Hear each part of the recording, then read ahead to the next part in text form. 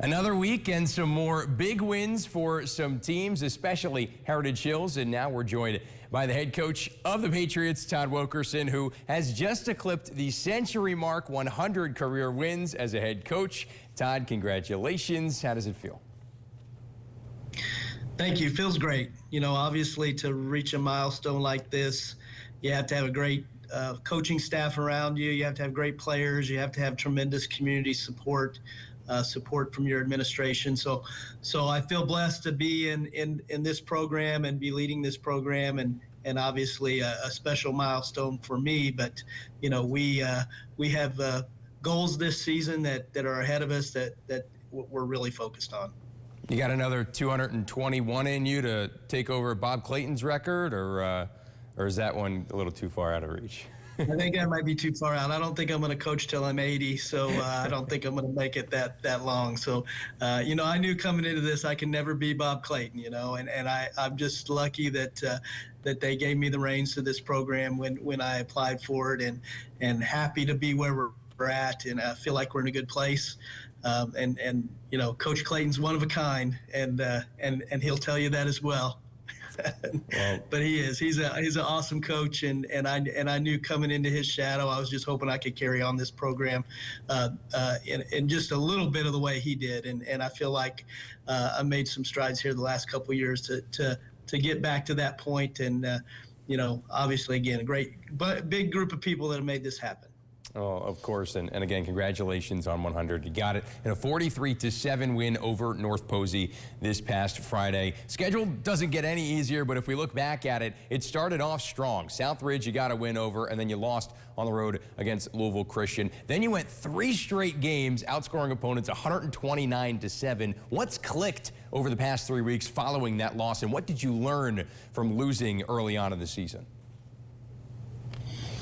Yeah, it was a great learning experience for us. I think, you know, we had a lot of kids back from last year's team. We had a great run last year, and we maybe forgotten about the loss in the state championship. You know, all the hype coming in about this team and all the returning players and all these lofty goals, and I think for us to really get whipped week 2 was good for us, because it made us all look in the mirror and say, you know what, we're not really that good. We have a lot of work to do, and we asked the players to look in the mirror. We asked them to accept, you know, some hard coaching, and to start buying into some things we've been preaching, and I think they've started to do that. And you know, you look at the defense has just been outstanding since that point. So offense has really responded by being able to get going in the passing game. So I think it was a good thing for us. You know, we did have some injuries that week, and those guys are starting to come back, which is helpful as well. But you know, anytime I feel like in mid-season, you know, to early season, you can really get tested and get your kids to buy into the fact that we need to work harder every week in practice. You know, you can really do awesome things if your kids buy into that and you get better every week. Well, you guys certainly have gotten better every week, specifically the last 3 weeks. You had 11 straight quarters until the 4th, when you allowed North Posey to score a touchdown with 3 minutes left in that contest. You had 11 straight quarters, outscoring opponents 129-0. What was so, you know, powerful? Why was the defense that good over those last 3 games to not allow any points until, the last 3 minutes you guys played football? Well, I think we've got some outstanding coaches. You know, Kevin Temple's our defensive coordinator.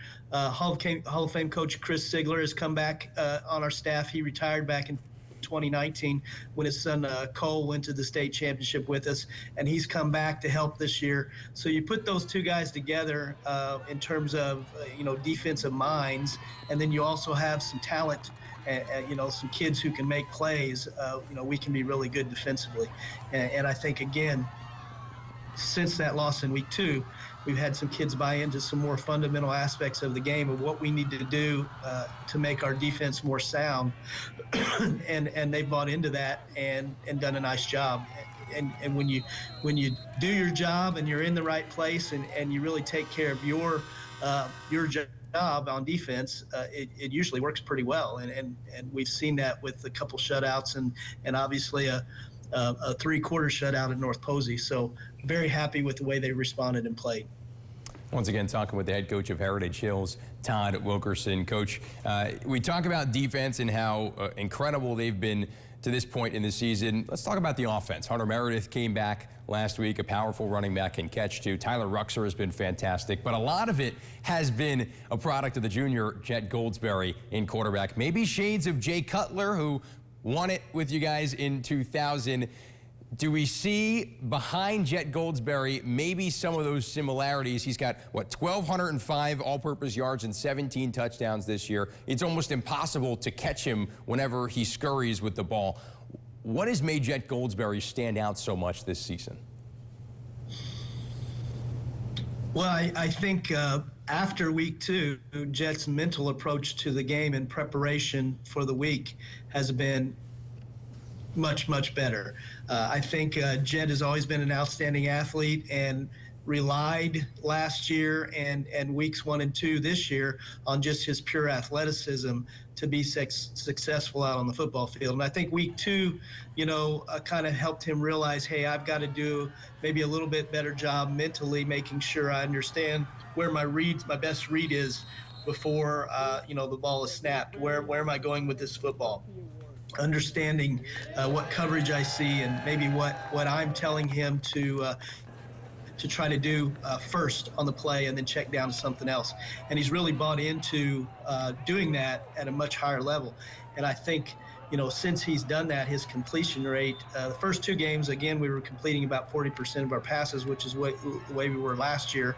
And, since then, I think he's up near 70 or 80% in the last 3 games, which has averaged out to about 60% for the year. So he's really buying into, okay, this mental side of making sure I'm locked in practice mentally and really understand what the coaches mean when we develop a play or develop a scheme.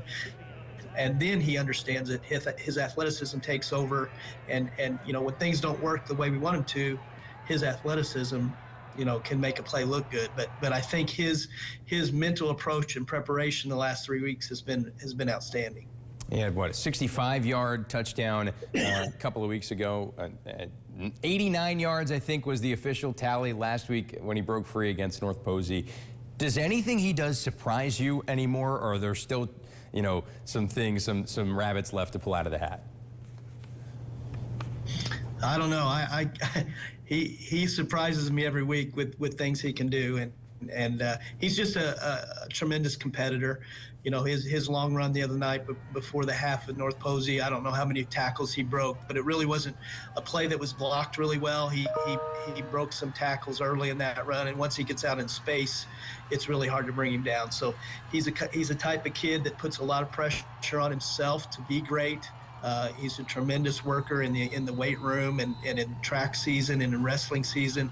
So he's just got that mentality of just a workaholic type of person physically. And, you just can't ask more from him in that respect. And then I think when he starts to understand that you can really gain an edge when you get just as sharp on the mental side of it, a la Tom Brady or Peyton Manning, somebody like that in their specialty of the game, how hard they studied the game mentally to go along with athleticism. I think his ceiling is very, very high.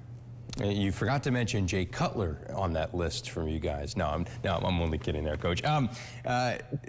Last one for you, Gibson Southern this week. You got 4 left of the regular season. Gibson Southern is where you'll start on the back half. What do they bring to the table? How are you preparing for them this week? Well, we're familiar with Gibson Southern. Obviously, we've been playing them 2 times a year, it seems, for the last several years. Great program. Coach Hart does an outstanding job. His players are always prepared. I think the hardest thing to deal with Gibson Southern is their fast-paced, no-huddle offense. They run plays every 10 seconds, it seems like, and it's just very hard to simulate that in practice.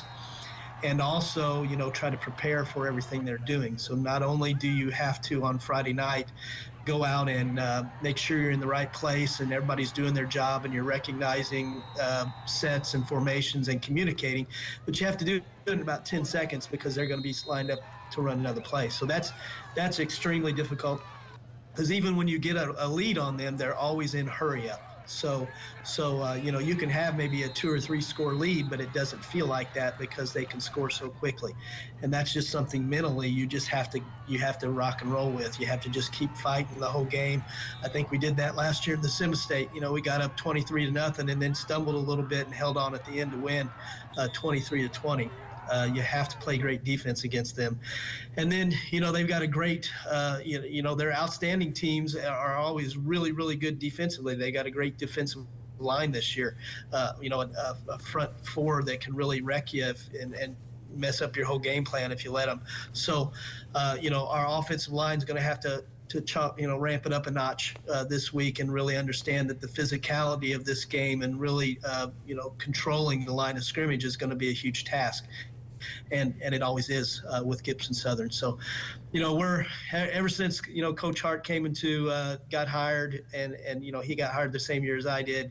You know, Gibson Southern their program has just gone, you know, off the charts. But it really makes us feel confident that playing this game each year where we're at, it's such a great benchmark for knowing that we're prepared for the postseason. And also, if we're not quite there yet, it gives us an idea of what we need to do to get prepared for the postseason. And I think, you know, that's a great part about playing awesome competition in your conference and in the regular season. So much to unpack there. Lots of respect between you and Coach Hart, as anticipated, and also expert analysis from a legendary head coach. That is head coach Todd Wilkerson of Heritage Hills. Coach, thank you very much. Go get to practice. Got to get Gibson Southern this week.